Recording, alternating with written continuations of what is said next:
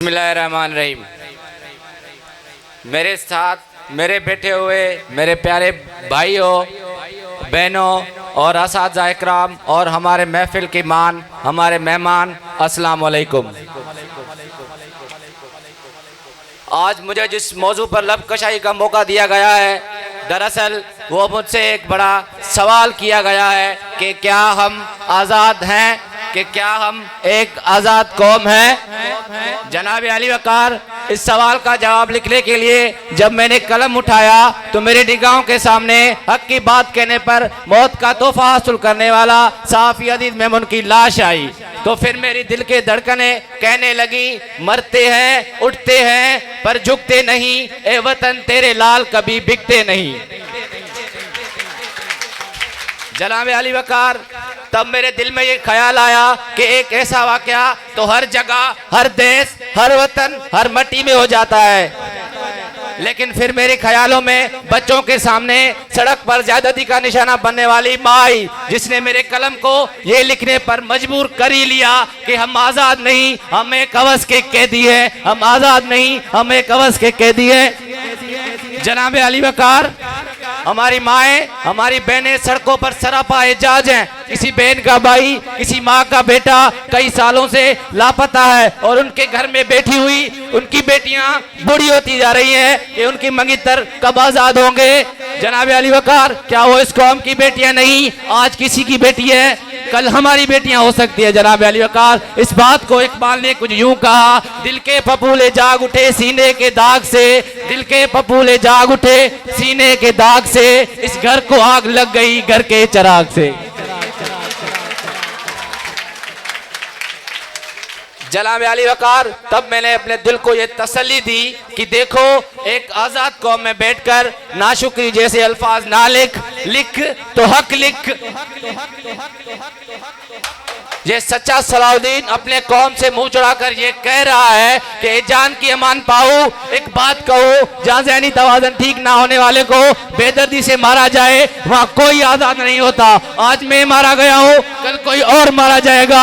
इंसाफ का तो सोचना ही नहीं जनाब अली वकार, बस मुजम्मत से काम चलाया जाएगा, बस मुजम्मत से काम चलाया जाएगा। बकौल शायर, तहरीक सबूत की खातिर खून बहाना ही क्या जरूरी है, तहरीक सबूत की खातिर खून बहाना ही क्या जरूरी है, इस घर की तारीखियां मिटाने के लिए घर जलाना ही क्या जरूरी है, इस घर की तारीखियां मिटाने के लिए घर जलाना ही क्या जरूरी है।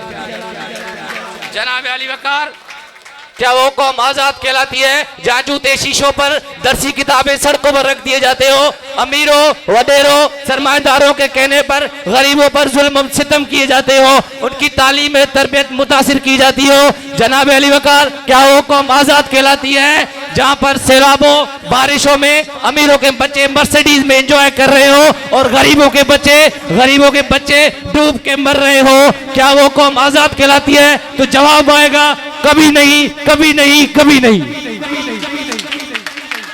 बकौल शायर, ए चांद यहाँ ना निकला कर, ए चांद यहाँ ना निकला कर, बेनाम से सपने दिखला कर, यहाँ उल्टी गंगा बहती है, इस देश में अंधे हाकिम है, न डरते हैं न नादिम है, न लोगों के वो खातिम है। जनाब अली वकार, बात सिर्फ यही पर महदूद नहीं, तालीमी मैदान में भी हम आज़ाद नहीं। आप बताएं, कौन सा ऐसा लीडर है, कौन सा ऐसा सियासतदान है जिसके अपने बच्चे पाकिस्तान में पढ़ते हो? हमें कहा जाता है तालीम हासिल करो, तरक्की करो, तो मैं आपसे पूछना चाहता हूँ, क्या करें तालीम हासिल करके? तालीम हासिल करने वाले का तो अशर डॉक्टर अब्दुल कदीर खान की तरह होता है।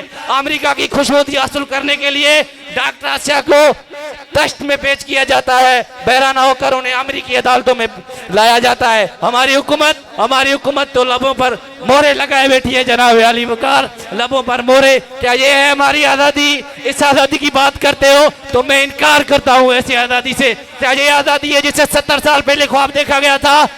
अरे मैं शर्मिंदा हूँ अपने उन बुजुर्गों पर जिन्होंने हमारे लिए अपने जान की नजराने पेश किए। मैं आखिर में ये बात कह के अपना जगह लूंगा, निसार में तेरी गलियों में ए वतन के जहां, निसार में तेरी गलियों में ए वतन के जहां, चलिए रस्म के कोई नसर उठा के जिए, चलिए रस्म के कोई नसर उठा के जिए। शुक्रिया।